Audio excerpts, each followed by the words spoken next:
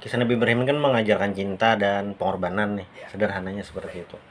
Eh, dan berhubungan dengan anak juga. Mm. Nah, berkenaan dengan yang tadi pertanyaan terakhir, pasangan yang tidak memiliki anak dalam jangka waktu yang lama itu bagaimana? Makanya Al-Quran mengabadikan cerita itu. Baik. Paling tidak ada dua kisah Nabi nih. Ya.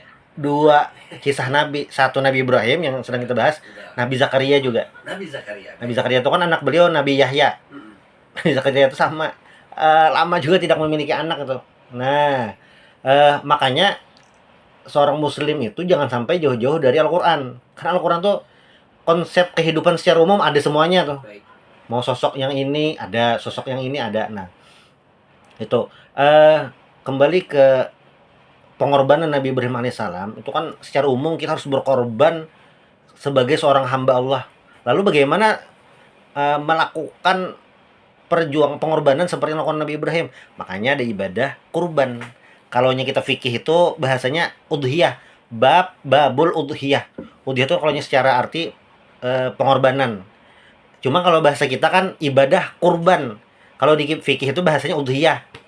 Nah, walaupun di ayat Al-Quran itu yang pakai kurban itu ada waktu anak Nabi Adam terjadi percekcokan itu, lalu Nabi Adam menyuruh untuk berkorban dua orang.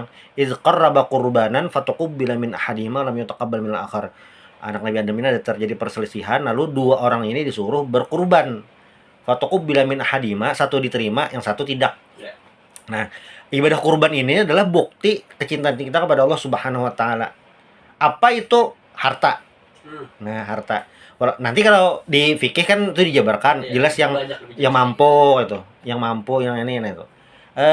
Kenapa dengan harta? Karena harta ini ternyata itu salah satu hal yang paling dicintai manusia. Betul. Makanya di ayat tentang jihad itu, wajahidu bi amwalikum anfusikum, harta dulu ternyata, karena ternyata berat tuh harta.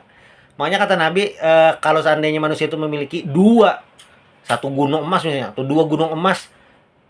Kalau satu gunung emas, dia mau gunung yang kedua. Punya dua gunung emas, mau gunung ketiga, saking terhadap harta ini. Ya. Dan mengejarnya dunia. Iya, itu manusiawi sebenarnya. Ya. Malah aneh kalau ada manusia yang tidak suka harta tuh aneh sebenarnya. Maksud aneh kan bukan berarti negatif atau positif, bukan. Cuma maksudnya ini berbeda dengan manusia pada umumnya lah. Nah itu. Nah karena itulah ibadah kurban ini kan kita istilahnya kan beli sapi nih atau kambing lah. Lalu ini diberikan ke orang lain tanpa ada balasan apapun. Bahkan mungkin daging kurban kita ini dibagikan ke orang yang kita tidak mengenal sama sekali, tidak tahu sama sekali. Betul. Tidak kenal orangnya juga itu.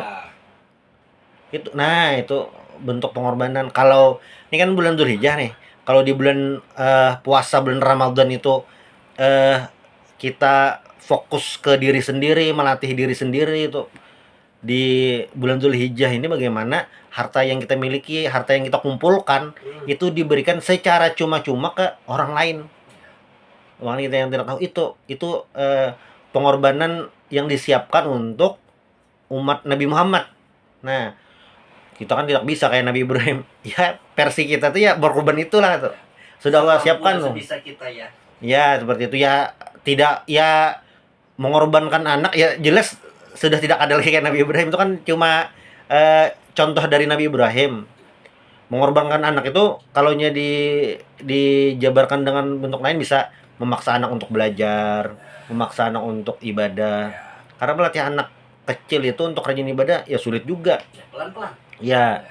Misalnya subuh mengantarkan anak, apalagi kan disuruh itu mulai umur 7 tahun.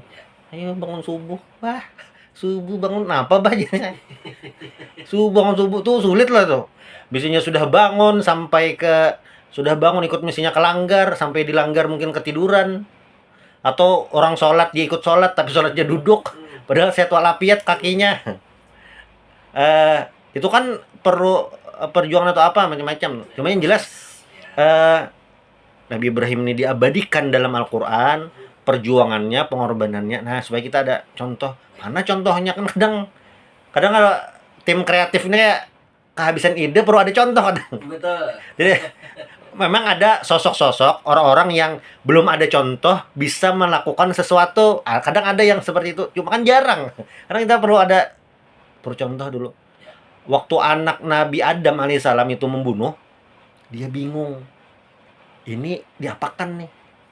Lalu Allah mengutus burung, dua ekor burung, satu burung sudah mati. Nah, lalu yang satu yang hidup ini menguburkan menggali tanah.